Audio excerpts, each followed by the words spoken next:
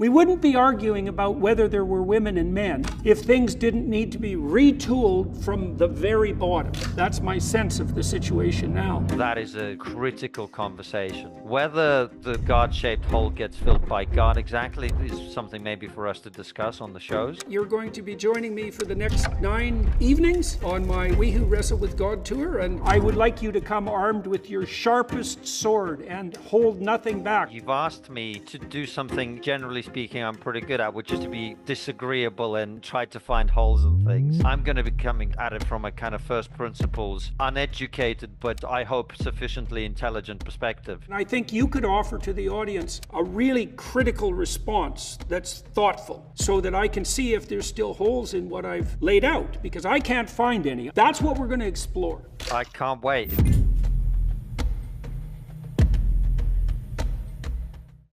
The two-party system, the duopoly, if you will, they're the ones that have set the rules, Jordan, in the United States. We do not have competition because the two parties have electively, cooperatively prevented it by setting the rules in all the 50 states and at the federal level. Forget what the country might be asking for. These are private institutions, and they're making decisions of extraordinary consequence, not just for the United States of America and for our neighbors to the north and south, but for the entire world. Hello, everybody. I'm talking today with Dean Phillips, an American businessman and congressman who served as the representative of Minnesota's 3rd District since 2019. I met Dean several years ago. I found him a very interesting person. He ran a very singular campaign when he first ran for Congress, one that was very positively inclined, and he struck me as a very intelligent and perspicacious moderate on the Democrat side. And so we've had a fair bit of contact over the years. Recently, and of particular relevance to this podcast, Dean ran for president on the Democrat side, and I was very interested, and he dropped out of that race about a week and a half ago, something like that. And he ran into monolithic opposition, and his campaign was scuttled in a variety of complex manners. And I think the reason for that is of wide general interest. I think he would have been provided a very credible alternative to the aging Biden, should have been highly acceptable to the Democratic elite and public as well, and really got nowhere to speak of in his movings forward. Now, that hasn't hurt him personally because he's a very resilient person and he has many options at his disposal. But what happened to him does speak volumes about the state of political affairs in the U.S. more broadly. And so we delve into that and what his experience signifies for the understanding of the political realm in general in the U.S. and in the West. And also we investigate, too, the comparative pathologies, let's say, of the Democrat and the Republican sides, respectively. So join us for that. Well, Dean, it's been a long time that we've been plotting to get together to talk publicly, and so now we get to do it, and it's going to be, I presume, somewhat of a post-mortem, so to speak. You recently ran for president, and I am very interested to know, I think we should start probably with a description of why you ran, like what you thought the problem was and what you hoped to accomplish, and then we should segue from that into just exactly what happened and what you learned and, how you've changed across that process. I'm very interested in hearing about that. So let's start with what problem you were trying to address or set of problems when you decided to run. Fill people in on your background and your decision. Yeah. Let me go backwards before I go forwards. And most importantly, thank you. I wish our country, U.S., Canada, and the world would have more conversations like this one.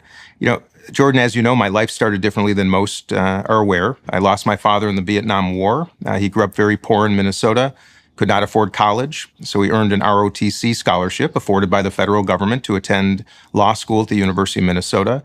Was sent to Vietnam just before I was born and was killed in action in July of 1969, just a few days, in fact, after the U.S. moon landing. And when I was 6 months old when he died, my mother was 24 and widowed. We had nowhere to go, so we lived with my great-grandparents in St. Paul for 3 years. And then, Jordan, I got lucky. My mom met and remarried a wonderful man who adopted me into a great family of business and philanthropic success, a lot of advice. My grandmother was the advice columnist Dear Abby, and my aunt was Ann Landers. And I got lucky. And I share that because as I have this conversation with you, so much of my life was influenced by good fortune and recognizing that I don't think it should take a stroke of good luck or just being born in the right zip code that dictates where one ends up. And that very much illuminated my life. And I had a great business career, building Belvedere Vodka and Talenti Gelato, two wonderful brands. And that brings me to 2016. I was a father of two daughters, Daniela, 18, Pia, 16. I had just opened some coffee shops. I love the idea of hospitality and people gathering. I think people and humanity needs a lot more of that right now. I thought that'd be my next business chapter. But I watched that election night, 2016, and I was deeply disappointed. And for the first time in my life, it wasn't political in nature. It was the character, I thought, of the man who had won, Donald Trump. But I told my family that night, Jordan, as I always would, he was duly elected and we got to give him a chance. But I woke up the next morning and the first thing I heard was my daughter, Pia, who was 16. She was in her bedroom and she was crying. And I sat at the foot of her bed. And mind you, Pia had just overcome Hodgkin's lymphoma a year before. And she's a gay woman. I didn't know that when she was a teenager, but I saw a fear in her eyes, Jordan, that really instantly affected me, indelible. And I sat at the breakfast table that morning with both of my daughters and promised them that I would do something. I had reached that moment in my life where I'd taken a lot for granted. I'd raised my daughters to be participants, not observers. And I felt compelled to do something. And I decided to run for Congress. I share that with you because you asked why I ran for president. Well, it was because we have a crisis of participation. We have a wonderful industry, angertainment, I might call it, of people who make a lot of money and do quite well by creating division, sharing fear. And I want to be a participant in the resolution. I want to be the antidote. And I felt rather than complaining, I should do something. And that's why I ran for Congress. I was the first Democrat to win my district since 1958. Got to Congress. As you know, I joined the Problem Solvers Caucus because there is no mechanism, none in the U.S. Congress, that pushes people together. No mandate, no intention between the speaker and the minority leader to develop an orientation program that forces human beings to get to know each other, to share their life stories. And when I saw Donald Trump essentially now returning to the White House because of Joe Biden's increasingly poor approval numbers and his bad poll numbers, the absence of competition is destructive to democracy. In fact, I would say competition is the vitamin of democracy. And just because we had an incumbent president here in 2024, 86% of the country had determined that he was too old to serve another term. And I thought the least I could do is the same thing I did in 2016, which is to demonstrate with my feet my principles, which was to stand up and go against the grain and actually upset my colleagues, to not wait in line, to not be quiet and shush up and sit down, but just the opposite. And I think we now have too much of a culture, both in North America and increasingly around the world, of people too often being silenced and falling in line when they should be standing up and being loud. And that's what I did, Jordan, and I'm glad I did. It was a long shot. There's almost no chance whatsoever of an insurgent like me defeating an incumbent in a nominating process like we have here in the States. We have a political duopoly, both Democrats and Republicans, that have set the rules to prevent the very competition that I aspired to create. But I got to tell you, it was the most beautiful experience of my life, Jordan. Like any mission of principle, it came with a lot of joy, a lot of pain, but it reinvigorated my love for my country, my affection for human beings. And I will say, Jordan, the most compelling moment of my entire experience, which lasted about 5 months, was walking up to a Donald Trump rally in Rochester, New Hampshire. Saw a line of people standing outside in the freezing cold, there for hours. And I walked up to say hello. And I spoke with probably 50 people that evening, going to a Trump rally. And every one of them, friendly, hospitable, thoughtful, kind. Many of them had voted for Barack Obama. Many of them said that they had been fans of Bernie Sanders. All of them treated me respectfully. I treated them respectfully. And I have to tell you, that was probably the moment I'll never forget, and restored and reinvigorated my belief that everybody has decency in them. But we have created a dynamic now in which we are demeaning people. We are making them afraid. We are antagonizing each other.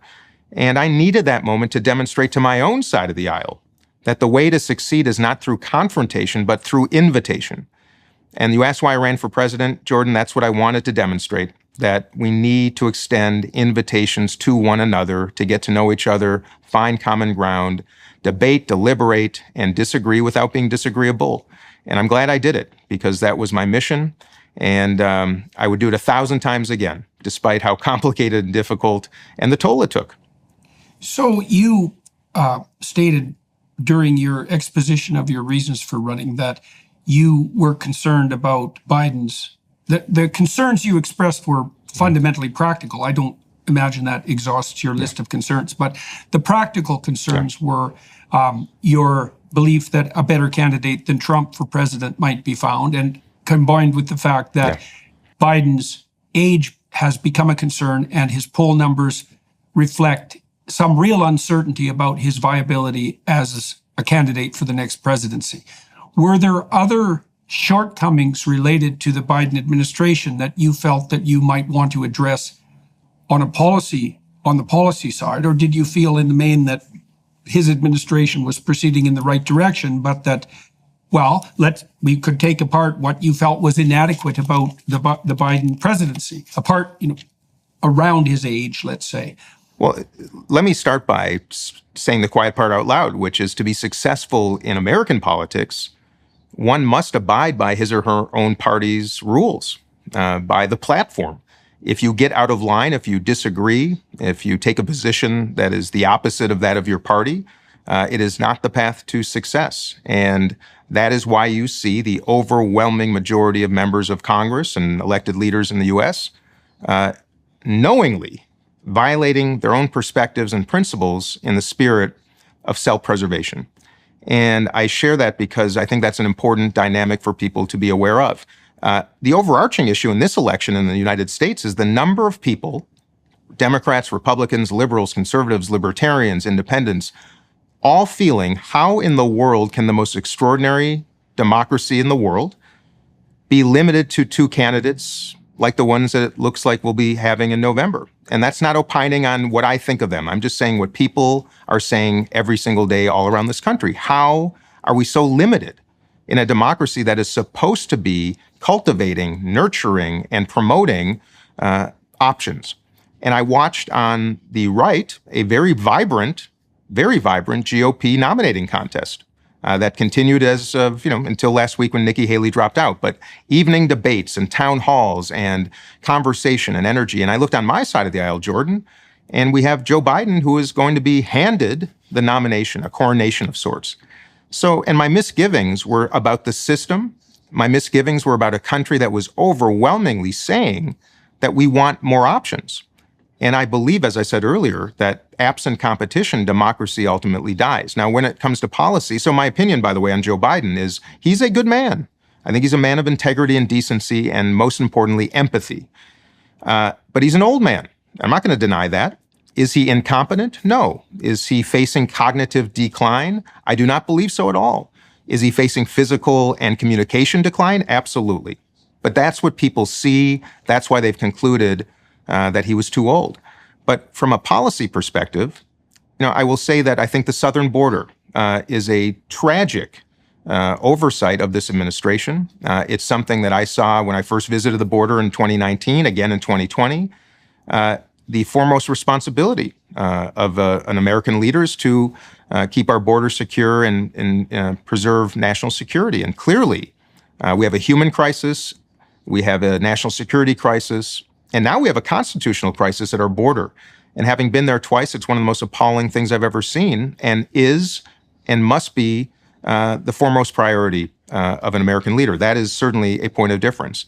A fiscal responsibility is clearly something that I believe an American president has to take more seriously. Donald Trump added $7 trillion to our national debt. Joe Biden will add probably $6 and change. It's irresponsible. And as someone who comes from the business world, I believe we have to manage our fiscal house more responsibly. Had I become president, and one day if I do, I would have a bipartisan cabinet. I would employ zero-based budgeting. I would have a international consulting firm assess every single federal agency to make recommendations on how we can deliver services better, reduce expenditures, outsource what we don't do well.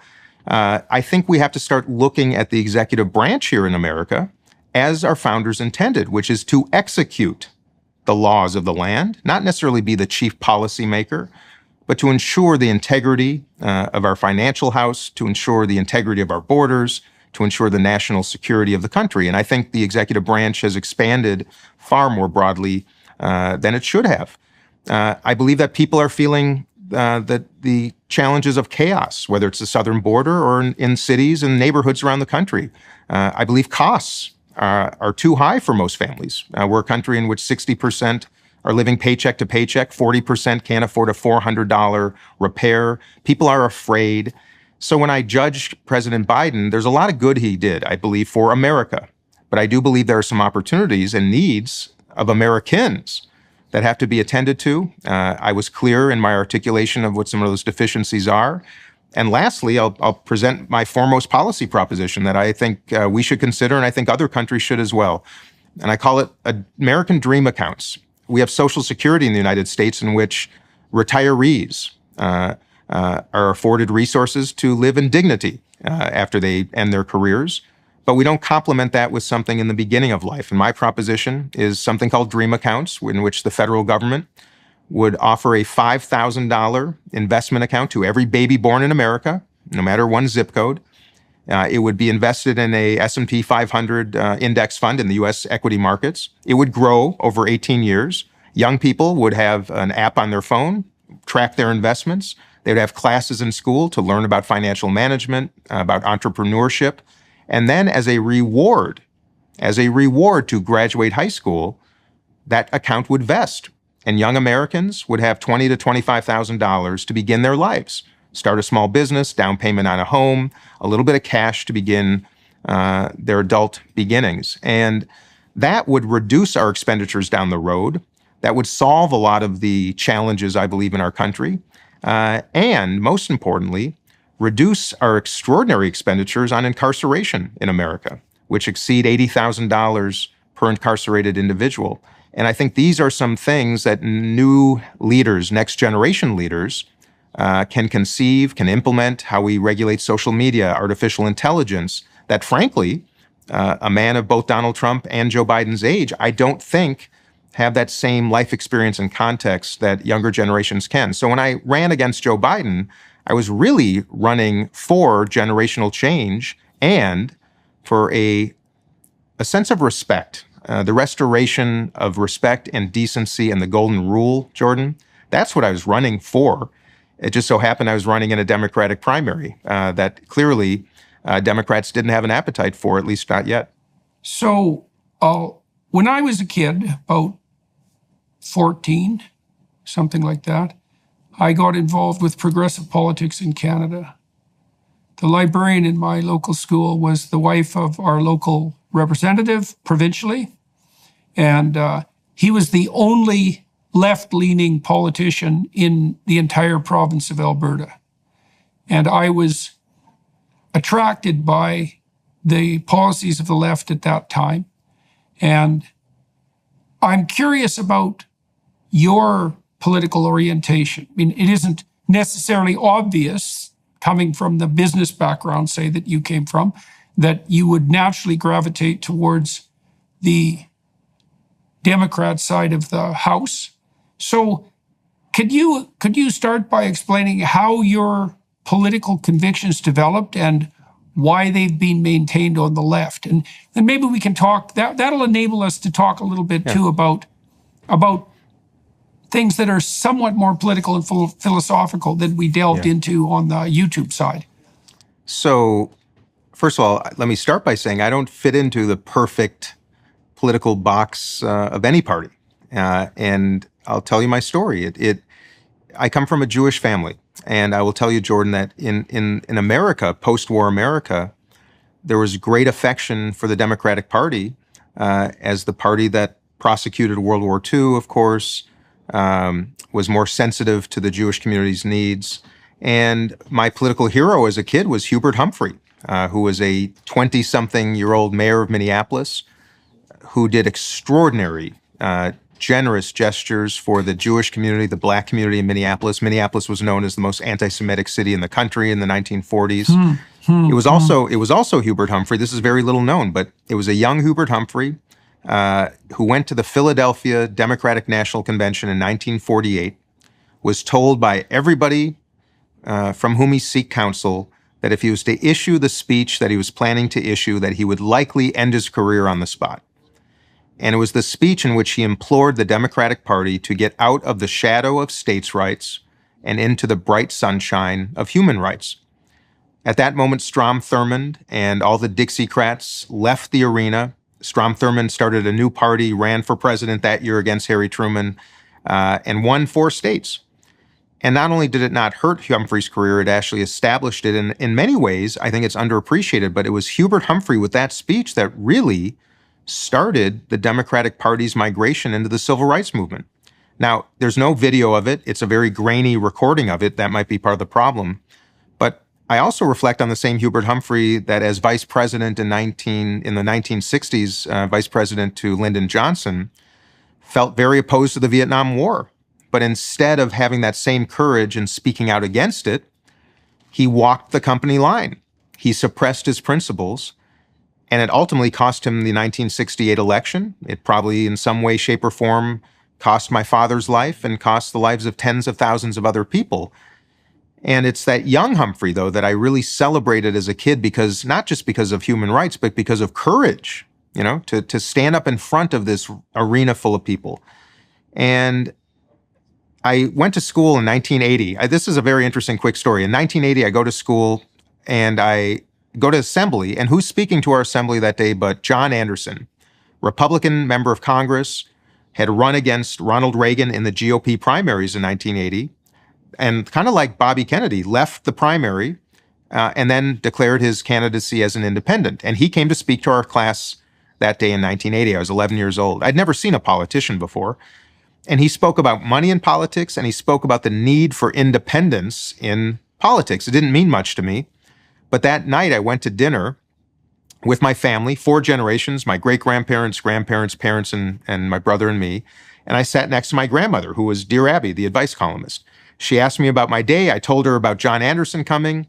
She said, well, just so you know, you say he might be president, but anybody who's speaking to a bunch of 11-year-olds this close to the election is probably not going to win. So that was political lesson number 1.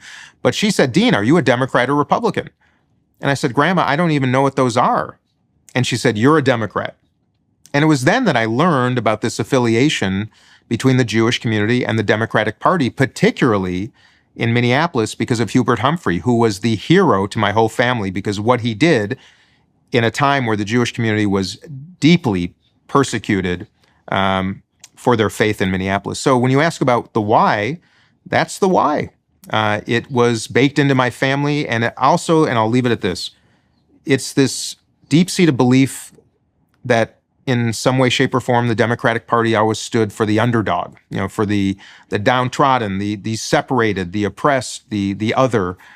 And I think I've always grown up with a little bit of that ethos baked into me. Now, like many people, do I struggle sometimes with some of the platform of my party, or do I grow concerned about circumstances? Of course I do. But that's my affiliation, and it's long-standing and somewhat deep-seated.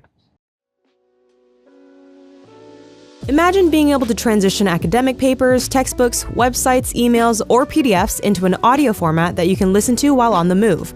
The Listening app offers exactly this. It's a convenient and flexible solution for those who want to learn anytime, anywhere. The Listening app offers lifelike AI voices complete with emotion and intonation for a realistic listening experience. It allows you to indulge in your love for reading and learning even when you're on the go. Take your studying to the next level by uploading your notes to the Listening app. With their note-taking feature, every time you come across a key idea, simply click the Add Note button and the app instantly adds the last few sentences to a notepad, enhancing your learning experience. Have you ever experienced motion sickness while trying to read your favorite book during a journey? The Listening app has you covered. It allows you to easily convert text and listen anywhere, making your travel time more enjoyable and nausea-free. Normally, you'd get a 2-week free trial, but listeners of the Jordan B. Peterson podcast can get a whole month free right now. Just go to listening.com/Jordan or use code Jordan at checkout. That's listening.com/Jordan or use code Jordan at checkout today. Okay. So that actually, I definitely want to delve into that more. So I just wrote a piece for the Telegraph. It's going to be published next week, addressing the rising tide of anti-Semitism in the Western world. Now, I've been watching this happen for 4 years. I've been privy to it to some degree because I align myself with the Daily Wire, and its most famous spokesperson is Ben Shapiro. And so that attracted no shortage of anti-Semitic commentary, much of it from the right. But there's something stunningly pernicious going on that has to do with this question that I mentioned to you on the YouTube side that I've asked Democrats consistently. When does the left go too far? So I want to lay out an argument for you. Okay, so now I understand where you're coming from. And I would also say that that proclivity you had to identify with standing up for the underdog, let's say, was also what made the left-leaning political party in Alberta more attractive to me as a teenager. Okay, so I was active politically for about 4 years when I was a kid, and then I just stepped away from it until like 6 years ago. I still obviously don't have an active political career, but in any case, here's the problem. Here's a problem. I want to know what you think about it, because this gets right to the heart of the matter. So my sense is that the left goes too far in the modern world when it talks about equity. And I want to tell you why I think that. Because there's an equation there. Now, and the equation is something like, if we analyze people by the groups they're affiliated with, and we find that there's a group that's overrepresented statistically in positions of authority and arguably power, let's say authority, influence, competence, and power, just to cover the territory quite nicely, then the only possible reason for that overrepresentation is something approximating systemic oppression. Now, that's an equity doctrine in my estimation, and I think that evidence for that is crystal clear. Now, there's a problem. There's many problems with that doctrine. The first problem is the proposition that we should divide people up by groups, because that can be done without end, multiplying the potential dimensions of oppression without end. And that's the danger I see on the postmodern front. But there's something even more pernicious, because if we're going to play the game of overrepresentation in positions of privilege are indication of systemic bias and oppression, then the Jews are immediately on the firing block, because there is no grouping of people that's more likely to be statistically represented at the upper echelons of virtually every domain than the Jews. Now, my sense of that is that the Jews and their proclivity to hyperachieve are a massive net benefit to any society that has enough sense and courage to not only tolerate but welcome and encourage a successful minority. But that can be turned and inverted viciously, as it has been for thousands of years, right? It's always been the same story. So I see in the equity doctrine a kind of poison, like a true poison, that's predicated on that equation. Now, the poison is twofold. Not only is there an oppressor-oppression narrative that's very easy to digest, which is that statistical overrepresentation indicates oppression. That's bad enough because it's a hypersimplification. But there's an additional element to it that's insanely pernicious, which is that now all you have to do to demonstrate your moral virtue is ally yourself with the hypothetically oppressed, and you've done your moral duty. And I believe that a tremendous amount of the culture war that's raging now, that's manifesting itself as anti-Semitism, and that I believe has devastated our institutes of higher education, is a consequence of that doctrine. And so, well, Yeah, I'm curious I've got some about what you thoughts. think about all that. You know, my first reaction is that two things can be true at once. Things that have good intentions that I think are just and appropriate can sometimes have ramifications that negatively affect someone else or be taken too far. And this is probably a discussion where we could surely talk about that. But when I think of equity generally, let me start with the enslaved Americans. Anybody who believes that slavery does not have a long tail that exists to this very day, I just would beg you to understand how that's just patently untrue. It's one thing to deny one generation something, but to deny multiple generations family, education, literacy, opportunity, that becomes very hard to overcome. And I do think that slavery is an example of a systemic flaw in the United States that continues to have ramifications to this day, and I think is worthy of rectification. I think of I think of women. I think of the great-grandmothers, Sarah and Rose, my great-grandmothers, who could not vote when they turned 18 years old because women were not afforded the right to vote. When they were, is that an example of equity? Yes. My own community, the Jewish community in Minneapolis. Jewish physicians in the 1940s could not practice at any Minneapolis hospital, Jordan, not a one. Hubert Humphrey, along with my great-grandfather, members of the Jewish and Gentile community, got together and they built a hospital called Mount Sinai Hospital. It was a form of equity because it was the only hospital that would afford staff privileges to Jewish physicians. And of course, when they opened, every other hospital changed its policies. So, even my own community in the early part of the 20th century were relegated to the worst jobs imaginable. Pots and pans. They entered Hollywood because Hollywood and movie making was kind of a secondary type of industry. They got into the spirits business like my family did in wine and spirits distribution. They had to take on jobs and industries in which the well-to-do weren't interested in. And I use Mount Sinai as an example of that was an act of equity that afforded opportunity, and then the community took advantage of that level playing field, if you will, and now it's somewhat of a meritocracy. So I think two things can be true at once. I don't want to see anybody disadvantaged because of somebody else's advantage, but I do think that we do have some obligations in a just society to afford a little bit more to give someone a boost to a group or a party or a sex or a race or a religion that have been denied opportunity for a long time. And I don't think they're incompatible notions is my only sense and sensibility. Now, I will say, am I deeply concerned about those on the left who seem to leave their affection for the underdog at the doorstep of the Jewish people? Yes. And am I concerned that Jewish people are now somehow perceived as the oppressors? Now, I don't look like someone who might be under persecution or risk or threat, because I'm a white businessman, but the fact of the matter is I and my community are very much so. So I'm concerned. And I think a lot of what you said, I concur with. Other parts of it, this notion that equity has gone too far, I don't know if it's gone too far until we do establish some degree of a level playing field. And I think that is what a just society should pursue. And I think there are still examples where we still have residuals of policy that have kept a lot of people from achieving. And that's why I'm not someone who believes in the redistribution of income or wealth. I do believe in a redistribution of opportunity.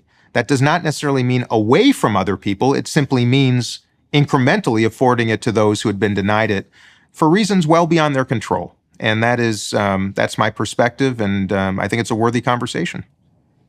There's no denying that there's a wide range of difference in access to opportunity. It isn't obvious to me that that can be rectified in any straightforward sense because the dimensions of potential inequality are innumerable. So, for example, it isn't obvious to me at all that if you're poor and young, you're more disadvantaged than someone who's old and rich. And because most people who are old and rich would swap their wealth in a second to be young and poor. Well, wealth is relative. Right. Mm-hmm. Well, this is exactly my point, is that calculating the potential dimensions of oppression this is the transformation that's occurred in the postmodern, what would you call, variation of the underlying Marxism that used to play the inequality game on the economic side, is the dimensions of oppression and inequality have multiplied endlessly. And that's a very bad game, because there is some dimension on which you're an oppressor. You can be absolutely certain of that from the perspective of that game. You know, and you pointed to it yourself, you know, on the minority side, there's your Jewish heritage, but on the oppressor side, well, that's assuming that the Jews are allowed to be a minority, you know, as opposed to an oppressor, and we're way past that. But on the other side, there's the fact that you're white and male. And so, but you can take any given individual and you can find the dimension on which they're an oppressor. And this is what disturbs me profoundly about the equity game. And, you know, you elided two terms, I would say, and I don't understand this exactly, but this is something that I do see characteristic of the Democrats in particular, because there's an insistence on the Democrat side that equity means equality of opportunity. And that's not what it means. It means equality of outcome. And No, your own I don't vice agree with that. president, Yeah, Kamala, yeah. well, but that's how she's defined it. I understand. That's what I mean, there may be We people cannot who interpret guarantee equity the as equality of outcomes. Yeah. Then why do we use the word equity? Because look, the only reason that word was introduced into the academic parlance to begin with was to elide the difference between equality of opportunity and equality of outcome. I can't speak for every Democrat. I believe I can speak for most of us in Congress when I say that our aspiration as Democrats is to rectify that imbalance of opportunity, to afford it to more, not being detrimental to those who already have it, but incrementally afford more. It is the equality of opportunity to which we aspire. I do not know many, I'm sure there are some, that would say the objective is the equality of outcome. Almost by definition, that's socialism or communism, which doesn't work. Well, there are certainly plenty of them in the in academia. I understood. I'm talking, and that I understand. But I am talking about, and this is where the branding, the entertainment, the division, I think is a little bit misportrayed. And I'm not saying that, I'm not speaking for all, but that is indeed my aspiration as a Democrat. I believe most is that the equality of opportunity. Yeah. Okay, yeah. I agree with you. I believe that's the case. This is one of the things that makes me curious and befuddled by this situation, because it is my experience when I'm talking to Democrats of the moderate stripe that what they're attempting to foster is best conceptualized as the equality of opportunity that's core to the American vision. But that isn't what the radicals on the left are pushing. And for the life of me, I cannot see, and as you know, I worked on the Democrat side for a substantial amount of time, and I've had this discussion for like 10 years. And I still see no movement whatsoever on the Democrat moderate side to understand the threat that the leftist radicals pose to the moderate Democrat mission, even by eliding the difference between equality of outcome and equality of opportunity. And here's one example of that, is that I do believe, and I'm trying to look at this from the perspective of a politically informed psychologist, that part of the reason that Trump is the attractive phenomenon that he is because the moderate Democrats won't draw a line between themselves and the radicals. And this is part of what I pointed to earlier, that's part and parcel of the moderate refusal to define when the left goes too far. Now, you did to some degree, because you said you don't believe in equality of outcome, right? And you said also that most of your peers, particularly your reasonable peers, also don't believe that. And that might even be true of someone like Bernie Sanders, because I saw Sanders become entirely befuddled in an interview not so long ago when he was pushed on the distinction between equity and equality of opportunity. But it's a cardinal danger. And the reason I'm trying to draw this to your attention at the moment is because I do believe that the fruits of that evil seed are making themselves manifest in this spate of anti-Semitism. And my understanding of the persecution of the Jews going back millennia is that the Jews are almost always a successful minority. And there's very complex reasons for that, many of which are cultural. Now, you can attribute that to conspiratorial collusion behind the scenes, and the anti-Semites love to do that, whether they're on the right or the left. But the left has an additional systemic problem with anti-Semitism at the moment, which is their definition of oppression. And oppression is equated to disproportionate representation in positions of privilege. And if that's going to be the definition, then the Jews are first on the firing block. You know, when I think about anti-Semitism and you reflected on cultural traditions, and I realize as a policymaker, a lawmaker, a lot of what I discovered about my own community, the Jewish community, that has created its own opportunities, stem from a belief in family, a fierce protection, the lessons of the Torah, which, any Abrahamic faith, teaching decency, the sharing with one another, and also education. And as a policymaker, that has very much informed me, Jordan, as to how we overcome the persecution that the Jewish people have faced since being enslaved in Egypt and the Holocaust and so many times through history. And then this is going to sound maybe interesting, but I think you'll understand. The fact that at age 13, young Jewish boys and girls have a bat mitzvah, at that age, to be forced to appear in front of your community, to have to prepare diligently, to speak in front of them, to make a speech, to read the Torah, to share that on stage, is a very powerful driver of confidence and ambition. And the same way, if you go to high school and you have to make a senior speech, the minute you get in front of your peers and you overcome that fear, it is extraordinarily empowering. And I think a lot of the success of the Jewish community in so many cultures around the world stems from these traditions that very intentionally elevate at a very young age the need for family, education, ambition, study, the things that make for human success, literacy. And I share that because as a policymaker, it is those very opportunities. The equity is, we talk about equity. That's what I wish to share with those who are denied that for no other reason than the fact they weren't born into a family like mine, despite all the persecution and anti-Semitism we faced. To me, those are the solutions, those traditions. Okay, so then I agree. I agree with you, but I would say, to some degree, that's what's made me a conservative, to the degree that I am a conservative. And so because the dictums that you just put forward don't strike me as corresponding to the notion that the fundamental problem is to be summed up as systemic oppression. It's deeper than that, and it's deeper than that, and it has something to do with first principles. And the first principles that you laid out, this is what we've been doing with this ARC enterprise in London, right? The Alliance for Responsible Citizenship. We've been trying to turn it into something approximating an international classic liberal and conservative voice. But it is predicated on the idea that communities that are founded on those fundamental principles are much more likely to avail themselves of the opportunities that will lift their members out of poverty and disgrace.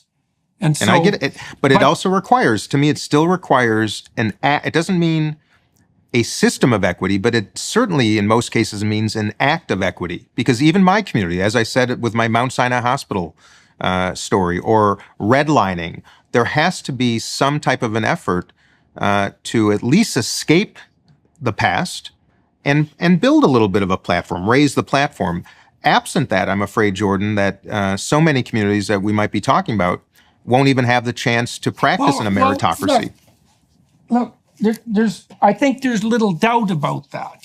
Here, I just talked to this gentleman named Rob Henderson. Henderson's a very interesting character because he grew up in a series of foster homes in a very fractionated family community. And his background was sort of working class like mine, but mine different from his because every single person I knew, all the adults I knew were married and in stable relationships. All of them.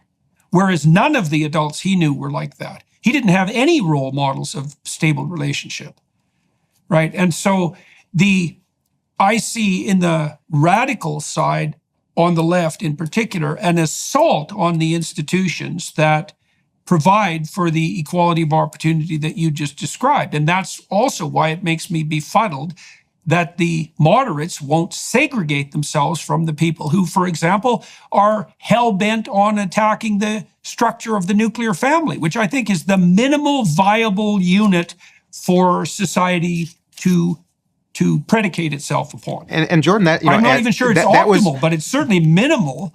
That act of equity about which I spoke moments ago, for me, was the blessing of being adopted. Who knows how my life would have worked out after losing a dad? You pointed it. That's right. You pointed it out right at the beginning of our conversation. So in a way, I think we could be saying the same things. And I feel to some degree a responsibility now because I was afforded something that so many. I'm probably the most fortunate Gold Star child of the whole Vietnam era. I can't imagine any kid that lost a dad in Vietnam got as lucky as I did. And that's why I feel such a distinct need to afford that single act of equity, in this case being adopted, a little boost. I think in a way, what this conversation and those that we should be having millions more of can actually find some common ground, because you're right. There are elements of conservatism and tradition that I have to be perpetuated if we stand any chance of success. But I would also argue from more the left perspective, there also has to be some intention to at least bring people to that stage. And there's a there. And I think it's worthy of a more in-depth conversation. Are you or someone you know fighting the battle against cancer? For the last 25 years, Invita medical centers have been pioneering personalized, cutting-edge treatment programs for patients all over the world. Invita has been the leader for patients looking for advanced immunotherapy and genetically targeted therapies, all while focusing on fewer side effects and better patient outcomes. As a global leader in oncology care, Invita is committed to healthcare freedom for all.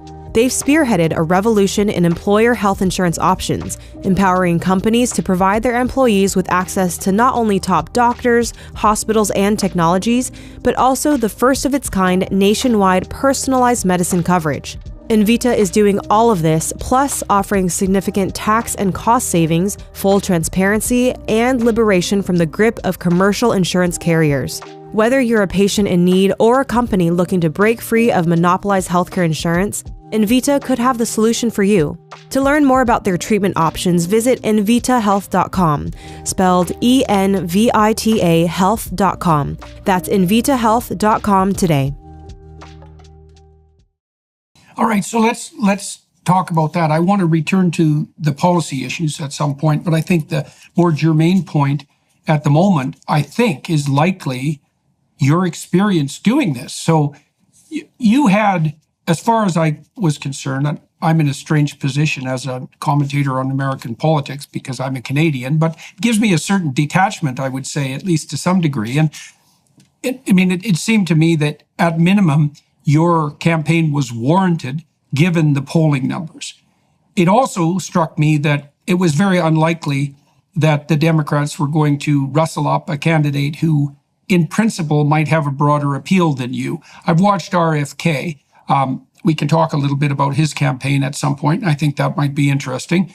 But you had the qualifications that struck me as necessary and desirable to offer an alternative to the current regime, given people's concerns. And my sense was that wise Democrats might have been sufficiently terrified by the possibility of losing the next election, which I think is very likely, that they would be casting about for a potentially viable alternative. Maybe even because Biden is sufficiently elderly so that his viability is limited in an extreme sense, and that you might want to have someone around as an alternative if the worst happens. And I was curious about how your campaign might progress. And I must say, I thought that you would get more traction than you did. And so we communicated a little bit right from the beginning of your plans, not a tremendous amount, but enough so that I knew what was going on. And I was absolutely, well, I don't want to put words in your mouth. What happened? What happened? What did you experience? Tell me the whole story, if you would, because everybody needs to know. What happened to you in relationship to your colleagues? And what happened to you on the legal and practical fronts? And what happened to you in relationship to the media, which might be the most germane question? Exactly. And especially in this day and age, the absence of platform, Jordan, is the most critical deficiency that I faced as someone who did not come to this with massive name recognition. Now, mind you, those in Congress who are well known throughout this country typically generate that name recognition by being jerks, by being aggressive, by being provocative, by being oftentimes mean-spirited. And that is counter my nature. I recognize, as someone who is not often on cable news at night, that was going to be a challenge. But let me get back to the very beginning. My contention was that the country needed alternatives. My contention was that the president should pass the torch, which is what I did beginning in July of 2022, encouraged him publicly to pass the torch. It was met in my own caucus with a lot of dismay because you don't do that. God forbid you say to the incumbent that he or she should step aside. Needless to say, he did not. Then I started a public and private initiative to encourage others to participate. I telephoned Governor Pritzker in Illinois. I telephoned Governor Whitmer in Michigan, made a public call, whether it's Governor Newsom or Vice President Harris. I said to the next generation of Democrats, this is the time. The polls are bad. The approval numbers are bad. The country's saying they want choices. So let's meet the moment. I never intended nor anticipated that I would have to do it. But in the absence of anybody willing to forego their future, perhaps, and meet the national moment, I was so upset, so disappointed that ultimately, in the absence of anybody else doing it, Jordan, 2 weeks before the New Hampshire filing deadline in mid-October, I decided to do it myself. Steve Schmidt had me on his podcast. We had quite a conversation. He recalled how in 2020, he believed that Joe Biden is the only one that could defeat Donald Trump. He felt in 2024 that I was that person. And we did work together for a handful of weeks to initiate my campaign, went up to New Hampshire. As you might know, it was an unusual year in New Hampshire because the Democratic Party had taken away New Hampshire's first in the nation primary status and handed it to South Carolina. And that offered an opportunity because Joe Biden wasn't on the ballot. And we thought if we could perform well there, not unlike another not well-known Minnesota Democrat in 1968, Eugene McCarthy, it was he who challenged President Johnson at that time and actually inspired him to leave the race by generating almost 45% of the vote that year. And that was somewhat of our strategy. What I did not anticipate was a party that was so intent on preventing competition, and I did not anticipate a media ecosystem that was somehow aligned with that deplatforming, if you will. And of course, for a campaign that was not well resourced, for one that could not attract Democratic experienced operatives because they would be blackballed if they worked for an insurgents campaign, the cards were stacked against us. But that didn't preclude at least the effort. But you asked the question of what was most consequential. The two parties, and I'm going to say this because it's really important, it is not just the Democratic Party, the two-party system, the duopoly, if you will, they're the ones that have set the rules, Jordan, in the United States. We do not have competition because the two parties have electively, cooperatively prevented it by setting the rules in all the 50 states and at the federal level. And that means when there is an incumbent, he or she will be protected. Forget the polls, forget intuition, forget what the country might be asking for. These are private institutions that operate on by their own rules, behind closed doors. Most of us don't even know who they are ultimately. And they're making decisions of extraordinary consequence, not just for the United States of America and for our neighbors to the north and south, but for the entire world. And not being exposed to that was something that I was not prepared for. Okay, I want to interject something there because it seems to me that you hit something key with that observation to the attraction of Trump. See, I think that people feel the typical bread and butter people of the United States who are attracted by Trump despite his bull in a china shop way, let's say, are attracted to him to some degree precisely for that reason. And they do feel in their bones what you just described. And they're willing to take a risk on someone who has that bull in the china shop nature. And this is also true of RFK, by the way, because I think he is quite similar on the Democrat side as Trump was on the Republican side. I mean, RFK in some ways is he's more sophisticated in his public presentation, and he has a more intellectual mien, but he has there's real similarities in temperament and approach. And I believe that people are attracted to Trump because they believe he will rampage around to some unpredictable degree and potentially break that domination of behind-the-scenes actors that you just described. Now, I infer from what you said today and from some of the conversations we've had before that the degree to which you encountered monolithic opposition was actually rather surprising to you, not merely from your colleagues. Now, you pointed to the fact that there are systemic reasons for that, which we should delve into, and also talk about the behind-the-scenes actors, but also because of the collusion of the legacy media with those actors. Now, that's certainly something that people on the more conservative side, or I would say classic liberal now, side of the spectrum have been pointing to for like 5 years. It's like, what the hell is going on here? The journalists have lined up with the powers that be, and any objection whatsoever to whatever the plan seems to be has now become verboten. That's why there's such relief, for example, with regard to Musk and his purchase of Twitter, and which the platform on which he reinstated me, precisely for standing up against, because I had been eliminated from that platform precisely for objecting to, certain phenomena that went against the behind-the-scenes narrative. So you were struck by, so let's take this apart first of all. There's a mystery here, right? Because what you tried to do was to point out very clearly, and correct me if I get any of this wrong, you tried to point out to your colleagues that they were in real danger of losing what it was that they were hypothetically aiming for, which was maintenance of the presidency. And then you looked to find people who were likely leaders, perhaps in a position better than yours, given more name brand recognition, and none of them would do it. So you decided that you would go ahead with it. And what you found on the Democrat side was, and you said that may have also been something that would characterize the Republican Party. So we don't have to make a partisan accusation here, but the reality you ran into was monolithic opposition to your campaign that extended to the point where you actually had a hard time finding Democrats who would work for you because they were afraid for the viability of their political careers in the future. Is that all accurate?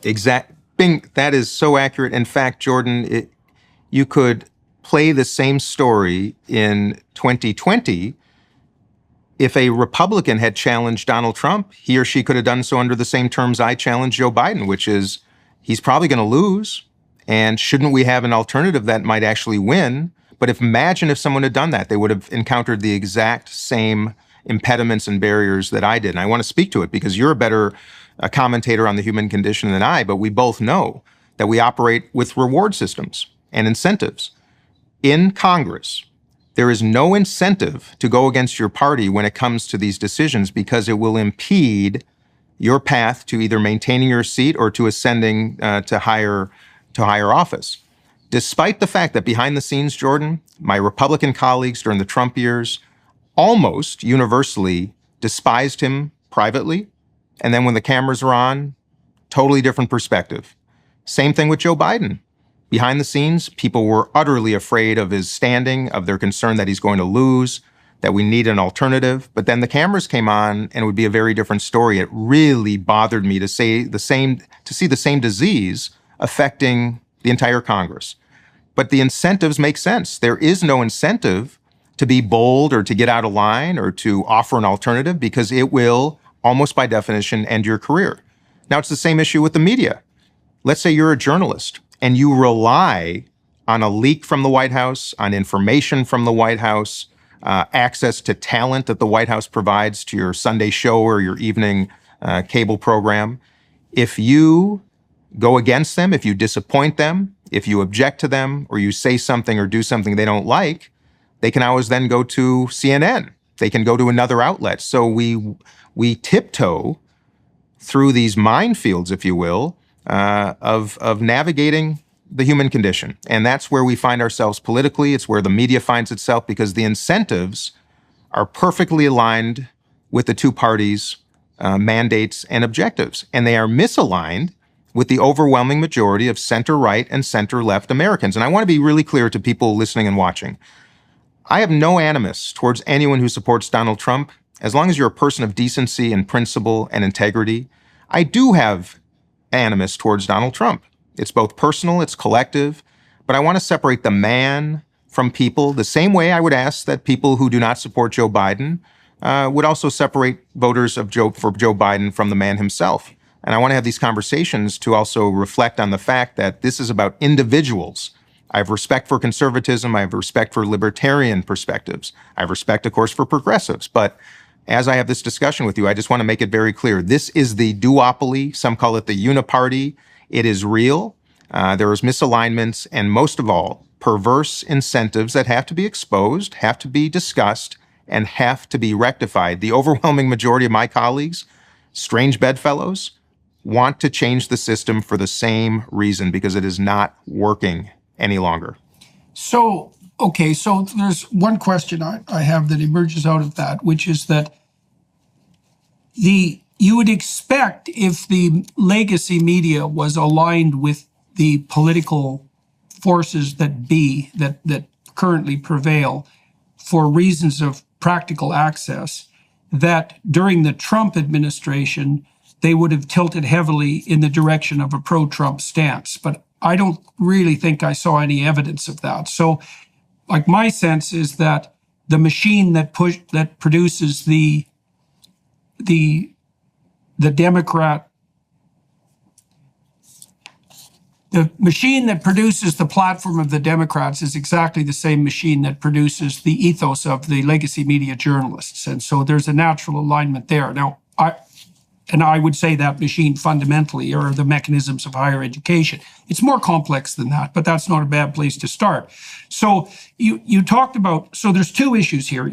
And you talked about a system of perverse incentives that aligns itself on the political side behind the incumbent in some manner, no matter what, right? And that system of incentives is operating so powerfully that is the case even when there is real evidence of concern that the incumbent might be insufficient for the job or lose, which is also a definition of insufficient for the job, right? And so that's worth delving into. Like, what is it in the incentive structure that aligns people with a losing candidate at the cost, potentially losing candidate? I know it's close, and that makes things complicated too, because people could say, well, I can imagine a situation where Biden might win. So is it that the race is so close that the incentives are mixed? What do you think exactly? What do you think's going on? My belief is that when human beings become proximate to power, that they will place that proximity above their own fellow countrymen and women. And I think that has a lot to do with why there's this there's this absolutism around incumbency. It's not rational, it's not pragmatic. But once people are close to positions of power, they want to protect it because their careers, their proximity, their futures are tied up in that person. That's why we see people sticking around in our Senate, in our Congress, on the Supreme Court, in the White House, in my estimation, for much longer than they should, because they are surrounded by sycophants, by people who are far more focused on their own personal futures and preservation of power, influence, access, than they put on the country itself. And I think that is, again, part of the human condition. And that needs to be at least exposed, because that's the only thing, if you ask me, that can explain why we have so many people who are otherwise quite rational and quite pragmatic that somehow dismiss those attributes when it comes to political elections. And it makes very little sense to me, because numbers don't lie. Numbers don't lie. And I would argue that either party that would have broken, if you will, this logjam, either the Republicans with Trump or even the Democrats with Biden, if one had turned to a next generation, able, competent, prepared leader, I think it would have made all the difference in the world. But the absence of even that consideration to me, is the only indicator you need to recognize who really controls the strings and what their real mandate is, which is not necessarily, I think, in the country's best interest, rather in individuals' best interest. And that's exactly the problem in the Congress and in so many other elements of American politics and, frankly, in most countries. Sleep is the foundation for our mental and physical health. In other words, you've got to have a consistent nighttime routine to function at your best. But if you're struggling with sleep, then you've got to check out Beam. Beam isn't your run-of-the-mill sleep aid. It's a concoction carefully crafted to help you rest without the grogginess that often accompanies other sleep remedies. A bunch of us here at the Daily Wire count on Beam's Dream Powder to knock us out and sleep better through the night so we can show up ready for work the next day. Just mix Beam Dream into hot water or milk, stir or froth, and then enjoy before bedtime. Then wake up feeling refreshed without the next day grogginess caused by other sleep products. Dream contains a powerful all-natural blend of reishi, magnesium, L-theanine, apigenin, and melatonin to help you fall asleep, stay asleep, and wake up refreshed. And with it now being available in delicious flavors like cinnamon cocoa, chocolate peanut butter, and mint chip, better sleep has never tasted better. And today, listeners of this show can get a special discount on Beam's Dream Powder. Get up to 40% off for a limited time when you go to shopbeam.com/Peterson and use code Peterson at checkout. That's shopbeam.com/Peterson and use code Peterson for up to 40% off. Well, if there is a continual conflict between short-term personal interest and very, very long-term communal interest, let's say, it's very likely that in any given battle, the short-term interest is going to win because the incremental cost to the long-term battle is low and the incremental cost to the person is high. Okay, so that's a problem. And maybe it's also the case, and I say this again as an observer of your country from the outside, is that you Americans have been split 50-50 on the voting front for multiple elections now at the federal level. And so you can understand that it's always plausible that the incumbent could win. And so that also mitigates against the utility of launching a more radical or daring, let's say, offense of the sort that you did. Now, so let's. But can I get? I want to get back to one thing quick before we move on, though, Jordan, because I think it's worth comparing Canada and the U.S. right now. Canada has fundamentally two, even though in a parliamentary system you fundamentally have two major parties. And of course, the CBC is kind of somewhat of the standard.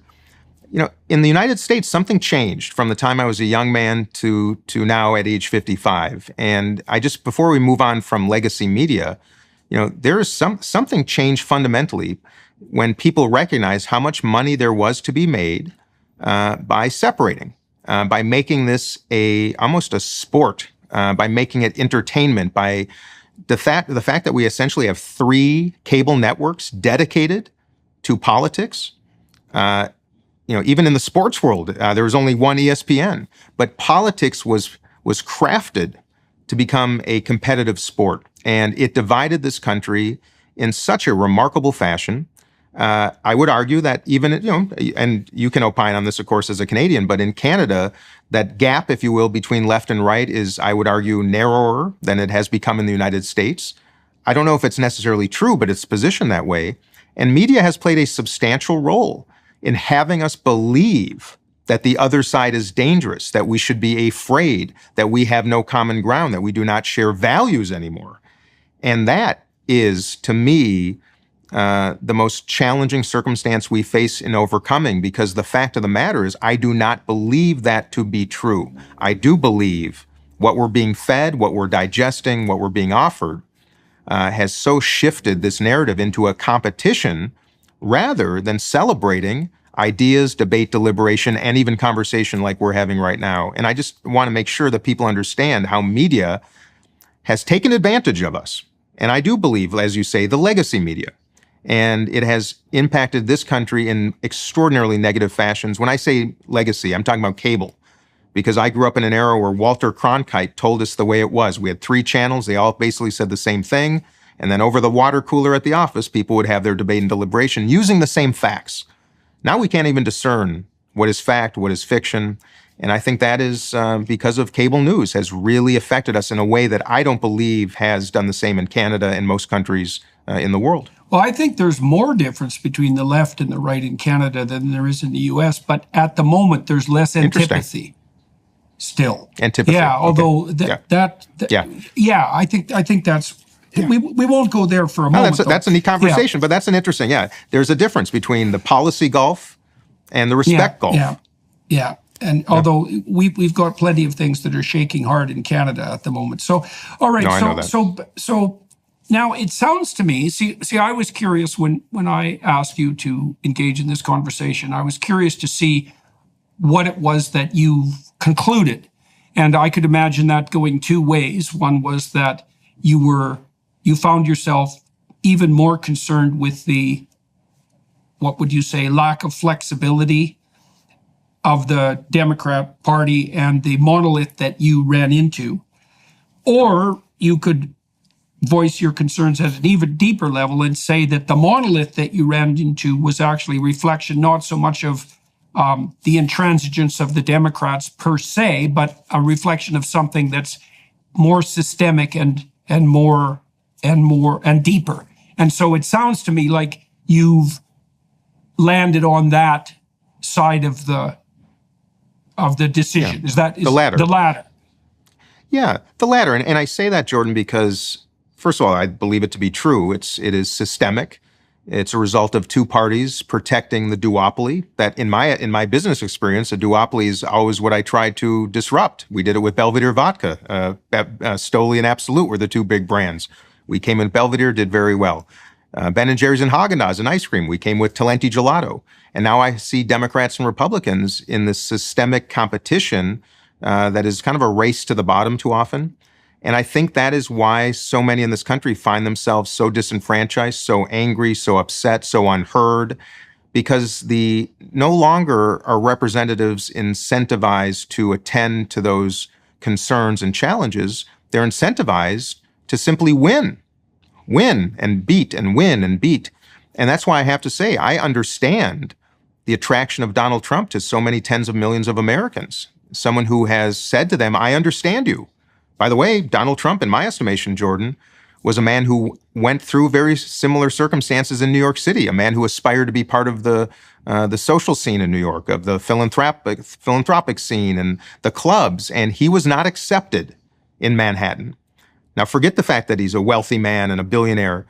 People say, how can he relate to rural Americans who feel unheard? Well, you know what? I think he caught on to something that is shared by many, regardless of their means. There was a classist element to it that I found quite distasteful. Now, I come from a rural background. I'm an Albertan and a northern Albertan, and that's like way the hell out in the sticks by anybody's standards. And one of the things I really noticed about the intellectual elite types who were discussing Trump is that they had a contempt for him that was essentially class-based. For one reason or another, he's nouveau riche, right? And even if he has the money, which you referred to, that doesn't put him in the educated Ivy League upper class elite club.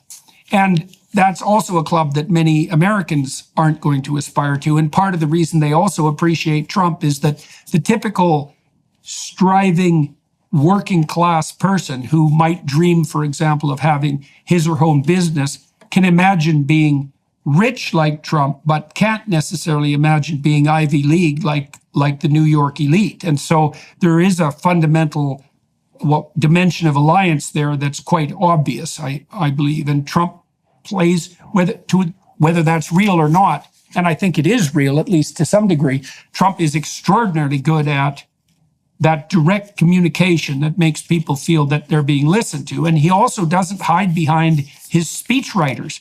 Like, when I watched Trump win the first election, when he became president, I thought people prefer the unscripted, spontaneous lies of Donald Trump to the scripted and nuanced and prepared lies of Hillary Clinton. That's what it looked like to me. And I thought there was something to that because he had the daring and the audacity to be spontaneous. And people trust that. You know, I've noticed, for example, on my YouTube channel, now and then I'll read something that I've prepared very carefully because I don't believe that I have the ability to walk through the argument spontaneously at a sufficient depth. So I'll write a column and read it. Those never work as well as the spontaneous YouTube conversations, right?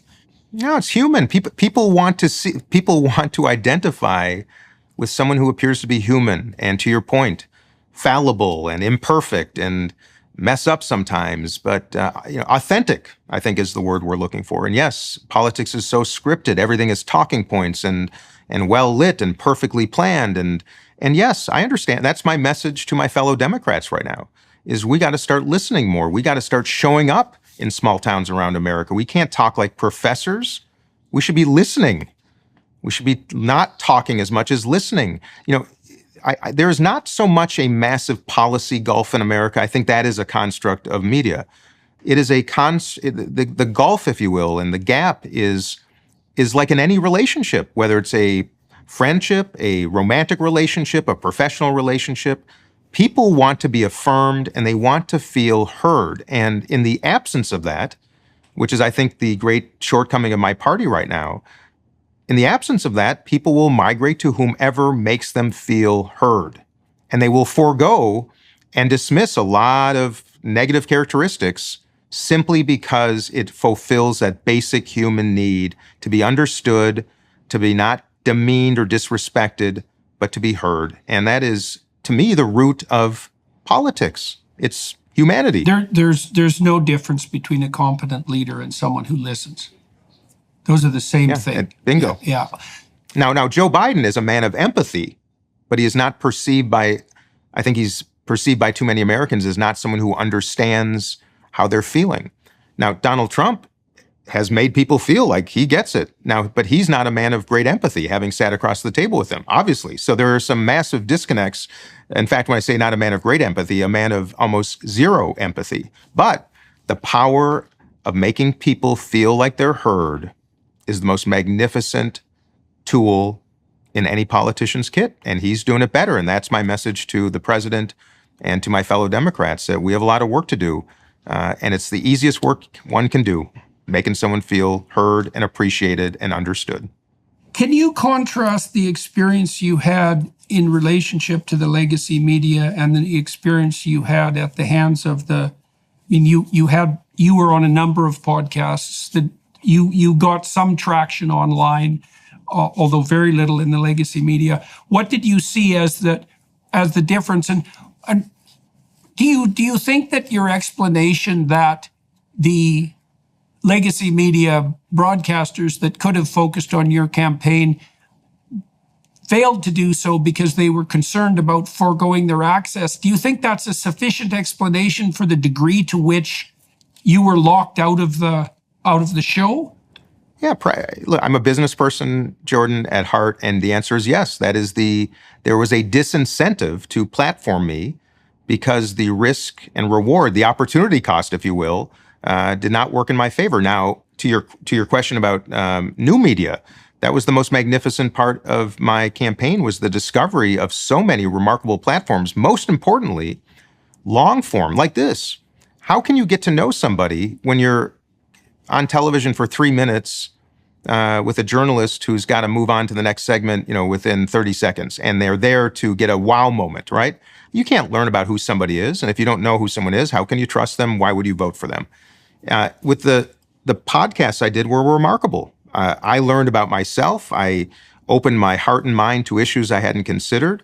I did some that were centrist. I did some that were more left-leaning, and certainly some that were more right-leaning. And that universe was eye-opening to me, and the best part of running for office. The most disappointing part was the inability of most of the mainstream media to afford much platform. Now, News Nation did, because they're the upstart trying to compete. CNN a little bit, but let me just give you an example. Every single Republican challenger to Donald Trump was afforded a 1-hour town hall on CNN during the GOP primaries. Chris Christie, Vivek Ramaswamy, Mike Pence, Nikki Haley, Ron DeSantis. There may have been another 5 or so. Trump. So there were 6. All of them running in single digits, other than Haley. By the way, I got 20% in New Hampshire. I did better than most people thought. CNN did not give me a town hall. And that would have been the first and only opportunity I would have had to simply show up in front of voters to answer their questions, not the media's questions, and to introduce myself. The absence of that was very destructive. MSNBC.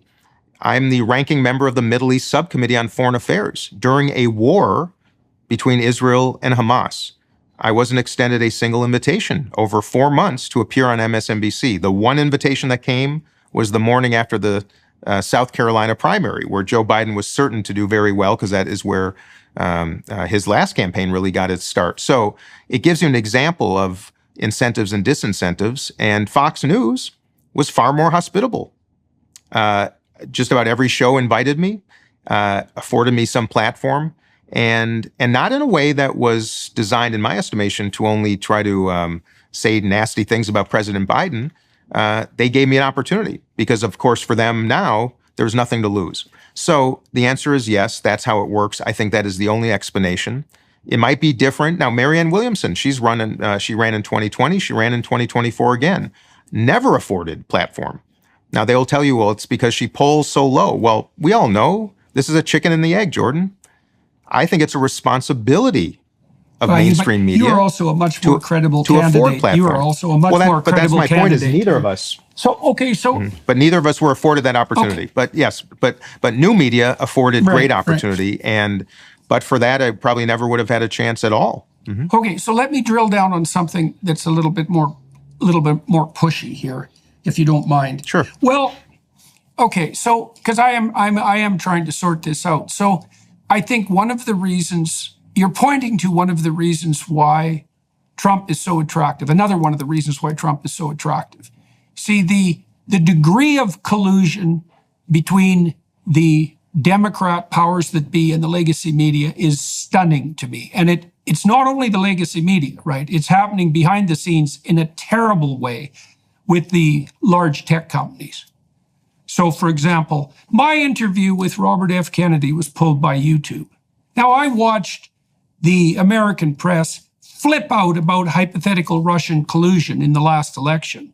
And YouTube had the gall to deplatform a presidential candidate's 1.5 hour interview, right? And then YouTube took down 3 more of my interviews, focusing on the issue of trans surgery. And since then, by all appearances, have been throttling my account. And this sort of thing is going on behind the scenes all the time. And it does seem to me that it's going on behind the scenes a lot more on the legacy media / Democrat side than it is going on in the legacy media / Republican side, because the legacy media is overwhelmingly left-leaning. And I don't mean classic liberal left-leaning. And I also don't mean that about the universities, because they were once classical liberal left-leaning rather than conservative or libertarian conservative, or conservative or libertarian right-wing. But so I also think that part of the reason that the impetus toward Trump is so powerful is because people feel that operation, not only of the monolith, which stopped you from moving forward, but an increasingly secret monolith that operates behind the scenes. Now, we've seen exactly how that works in recent weeks, too, in a manner that, to me, is shocking beyond comprehension.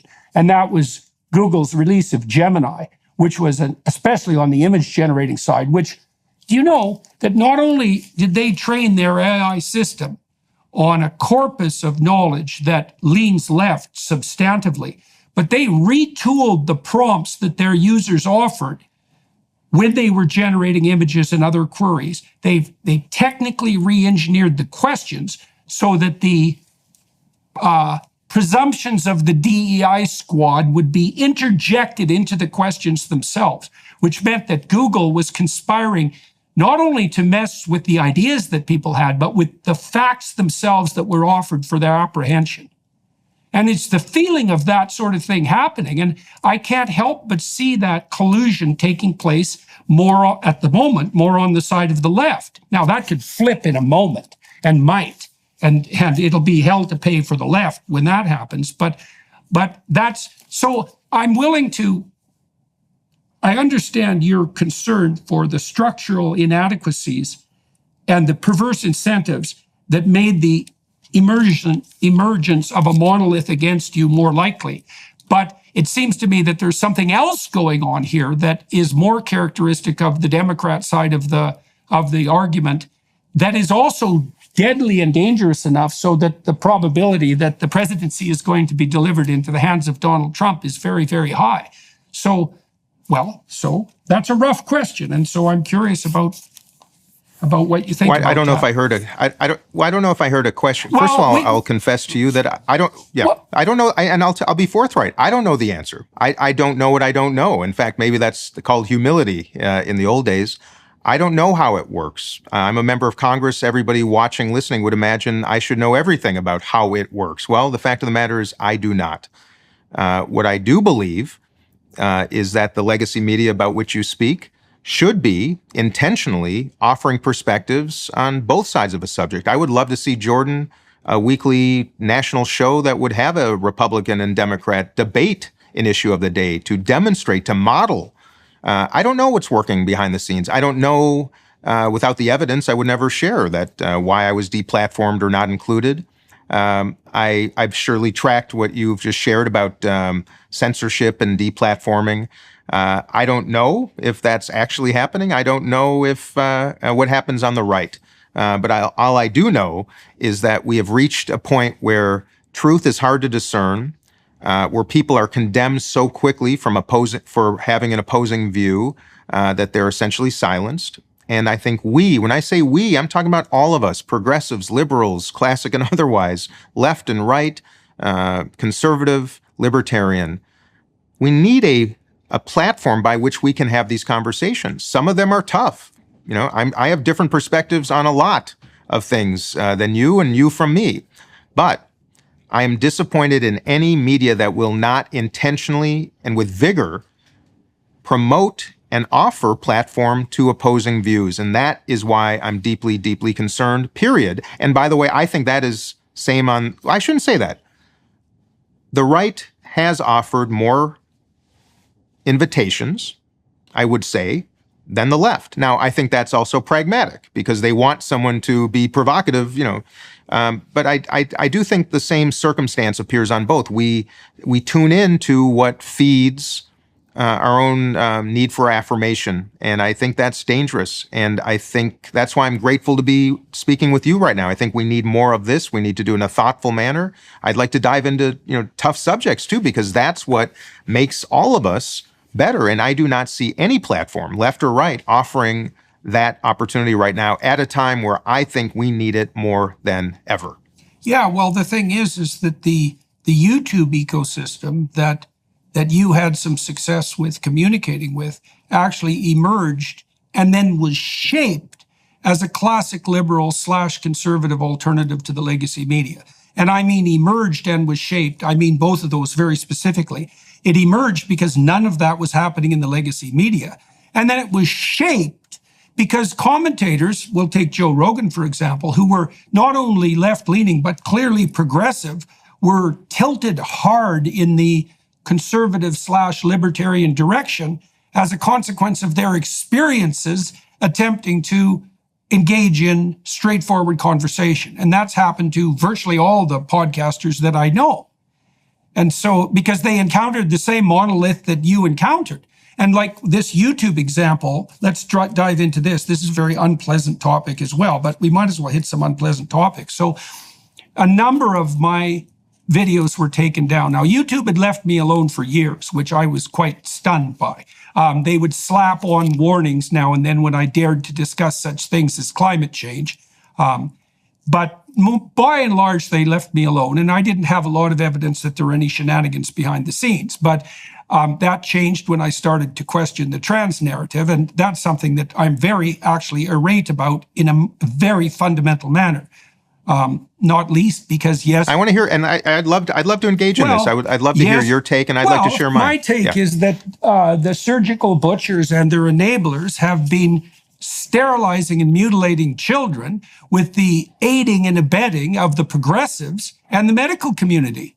And I know that this isn't an opinion as far as I'm concerned. I knew perfectly well in 2016 when I objected to Canada's Bill C-16 that mandated pronoun use, I told the bloody Senate that if they went forward with that legislation, that they would cause a psychogenic epidemic of sexual confusion among young women. And that's exactly what's happened. And that has been extended to the point where not only is there an epidemic of sexual confusion, and the reason it's young women is because young women have been for 350 years the group prone to that kind of psychogenic epidemic. The clinical evidence for that is crystal clear. You saw that with cutting, and you saw it with anorexia, and you saw it with bulimia and multiple personality disorder and Freudian hysteria, et cetera, et cetera. That the clinical evidence is absolutely clear. And that extended to the point where the treatment being offered to these confused young women was surgical and sterilizing.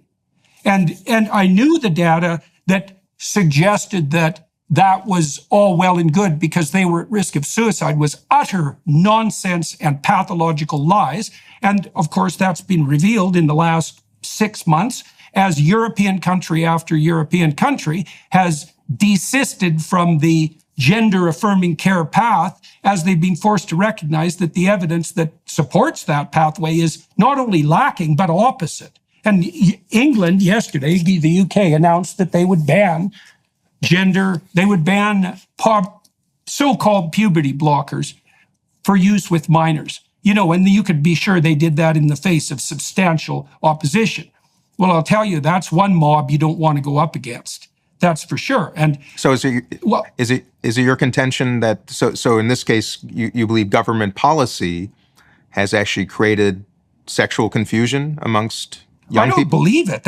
I know for sure that's okay. not just sexual confusion, such that something approximating 25%, particularly of young women, which were not the trans individuals to begin with, because that was all men before this psychogenic epidemic emerged, such that 25% of young women are now confused in their most fundamental orientation and questioning the most fundamental element of their identity.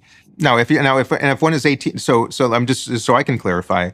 Do you believe as long as one is the age of majority and can make an adult decision, do you oppose them making that decision at a certain age, or is it just below that age that you take exception? Because that's I would say now, given what's happened, that I believe the right thing for our society to do is to stop gender transformation surgery at any age, because. Oh, period. Well, okay. Look, let me tell you why I believe that. I mean, my general attitude is that people can go to hell in a handbasket in whatever way they see fit once they're adults. And I really mean that, because I would rather allow for even pathological variance in individual expression than have a heavy-handed government making those sorts of decisions, because I think that's even more dangerous. Right. It's not like people can't go off the rails with extraordinary what would you say, intent, but that's not the point. But we wandered down the sex transformation road starting in the early 1960s, and here we are. And so I think that as a phenomena, it's revealed itself as so pathologically dangerous that it's not a pathway that we should walk down.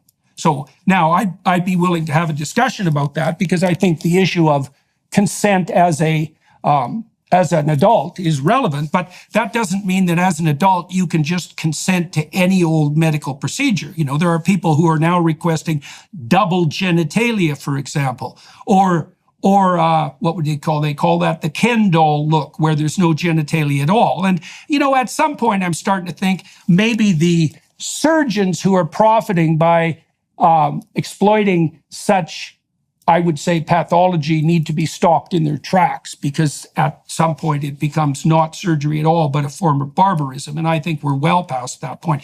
Anyways, to make this more concrete, a number of the videos that were taken down on my channel were videos, let's say, that involved Helen Joyce, for example, who's a perfectly credible commentator, who's worked for The Economist forever, who's a mainstream journalist, whose analysis of this situation is spot on, and who's very intelligent. And now the reason I'm making something of this is because the worst experiences I've had on the censorship side have always 100% without exception come from the progressive left. And one of the things that's appalled me in my discussions with the left in general, and I've talked to dozens of congressmen and senators, and I think it is a reflection of this monolith that you described, is that I haven't been able to get a single Democrat ever to answer a straightforward question. And this included RFK, which is, on what subject? When does the left go too far? Well, that's a hard question to answer. Well, I don't think it's hard. Maybe it's like pornography. You kind of know it when you see it. I think it is like that. I think it is like that to some degree. It is like that to some degree, and it's also harder to identify. Because I could frame it the same way, the other way too. Jordan, when has the right gone too far? And I think it happens. That's no nationalism. And by the way, nationalism. And that's the line. Yeah, and I think this conversation is provocative in a way that I love. It gets back to this: who are they? Who is the right? Who is the left? Where is this? Where is that coming from? How is that articulated? Who is the defining characteristic of the right and left? Who's making these decisions? I don't quite know anymore. I do want to say this, just so everybody's aware. My personal philosophy is, I've never walked in your shoes. You've never walked in mine. I've never walked in the shoes of a black man, an Asian woman. I've never walked in the shoes of a trans person, of a gay man or woman. I'll never know that. And I've always felt that if it doesn't hurt your neighbor, doesn't hurt anybody else, even if it hurts yourself, that you should be free in a society like both here in the U.S. and Canada. One should be able to do what they wish when they've reached an age where we believe, at least as a society, that they can make those decisions. And I do see conflict and sometimes even hypocrisy from a right that feels so deeply about freedom and liberty and keeping government out of one's personal affairs, yet delving often into the very most personal affairs of so many human beings. And this is provocative to me. And the same when you ask how far is too far. That's I would be, and that's a thoughtful conversation. Well, I would be inclined to agree with that. The only codicil I have to that now is, first of all, like I said, I believe that people should, in the main, be not only allowed but encouraged to find their way forward, right? And so we put minimal restrictions on people of age. But I also believe that the medical, I truly believe this, Dean. I believe that the medical community now deserves a Nuremberg moment. I have not seen anything in my entire professional life on the therapeutic front or the medical front that I regard as even in the same league of barbarism as what's happening with the trans phenomena. And I think because of that, I think that the surgeons have foregone their right to even offer such services to adults.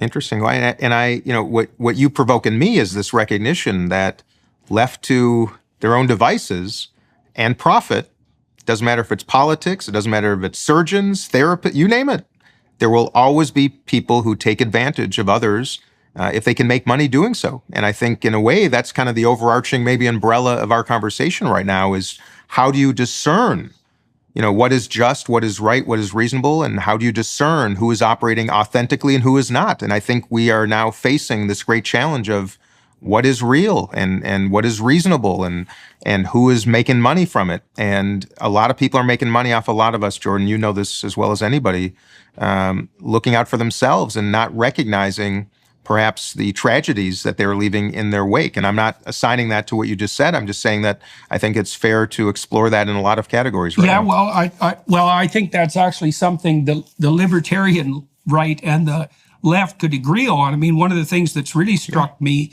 is that the libertarians are terrified of big government and the progressives are terrified of big corporations, and they don't seem to realize that they're both terrified of big. And there is something very terrifying about organizations that get large enough so that they can engage in regulatory capture. And we're seeing that happen at an unforeseen scale, especially with regard, I would say, to the tech companies. And I'd probably put Google like foremost on that list. No, and I see, and you know me. I see this we've had this conversation about how money buys access and buys influence and it buys policy and it buys ownership in politics as it does in any industry. And I'm, as the only one, as you know, who doesn't accept PAC money or lobbyist money and member money and doesn't have a leadership PAC, I'm one of the very few that hasn't been subject to that. I don't even get invited to the dinners where they hand you the checks, let alone have those conversations. And that's how this system works. By the way, that goes back to my contention. It's not a Democratic thing, a Republican thing.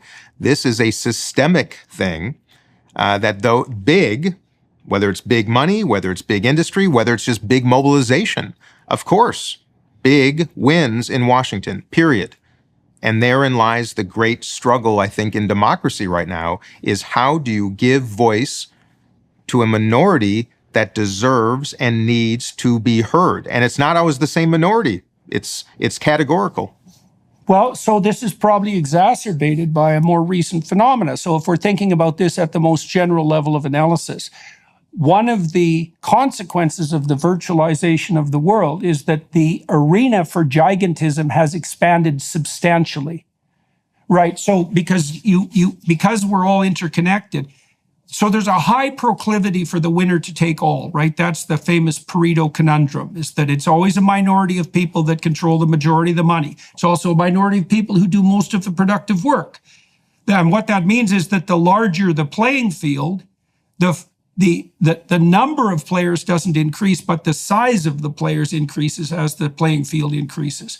And so one of the unintended consequences of the technological revolution and the virtualization of society could well be that the size of the giants has perhaps geometrically increased. And that's very unlikely to slow down. Like, it isn't even obvious to me at the moment that the key players on the international stage are necessarily nations anymore.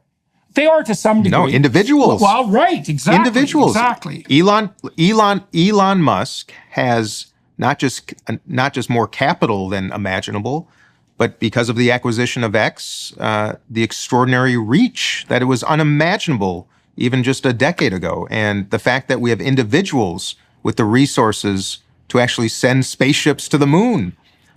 We are no longer living in just a nation state dynamic. We are going to, this is like James Bond kind of stuff, you know very well. And how do you, and that will be increasingly, I think, one of the great challenges of the 21st and then 22nd century is the individual versus the state. Absolutely. Because of technology and access. It's the land of the kings again. And so, and I don't mind really the fact that individuals are capable of generating for themselves that much influence. What I'm concerned about is when that influence turns into regulatory power. And so, for a long time, I would say I regarded Google as a force for good, especially when they still had their motto, don't be evil, which they dropped about 5 years ago, coincidentally. But once that reach turns into the capacity to use that reach to further that reach, then things start to go astray. And it's not obvious what can be done about that on the political front. Competition. I can tell you, our conversation started and probably will end with my singular contention. The absence of competition is destructive to just about anything that we consider to be important. And that is true whether it is in big tech, that is true in politics. We are increasingly actually diminishing the ability to compete. Now, you would argue that in the new era with technology and podcasts and platforms and in the palm of your hand, that is actually the great equalizer. But in a strange way, it has actually further concentrated power in ways that I think are very, very destructive. And we should be promoting competition. We should be promoting it in industry. We should be promoting it in tech. We should be promoting it in politics. It makes things better. It provides better value, improves quality, and most of all, allows human beings to make better choices. But the absence of it is going to be terribly destructive. That is true in media. That's true this whole conversation. Competition, ideas. The fact is we don't have a market in this great day and age with so many platforms available to inspire and promote and nurture a competition of ideas. We have less of it now than ever. There may not be a debate in the 2024 presidential election, Jordan. It's preposterous. We're not having, the left and right are not debate. In Congress, we do not debate. We have these performances that we call hearings. We are not debating. We are not promoting competition of ideas or industry, and therein lies the greatest challenge we face. And it is completely fixable, except for the fact that those of great power, of wealth, and connection will continuously have the ears and the levers of the politicians. And I would also go back to campaign finance reform, because I do believe that could be the linchpin in changing this dynamic and changing the reward system, because it doesn't happen on its own. It doesn't happen on its own. We all have to plant the seeds and water the plants, and then only then can we harvest. So thank you, Jordan, for the opportunity to share a conversation. Very good to talk to you. And so for everybody watching and listening, thank you very much for your time and attention. You know, most of you, that I'll continue this conversation with Dean Phillips on the Daily Wire Plus side. In any case, thank you very much for your time and attention, everyone, to the film crew here in Akron, Ohio. That's where I am today, for facilitating this. That's much appreciated. And for the Daily Wire Plus people who make this possible, that's also valuable and much appreciated. Thanks, Dean. It was very good talking to you. Thank you, Jordan. Be well.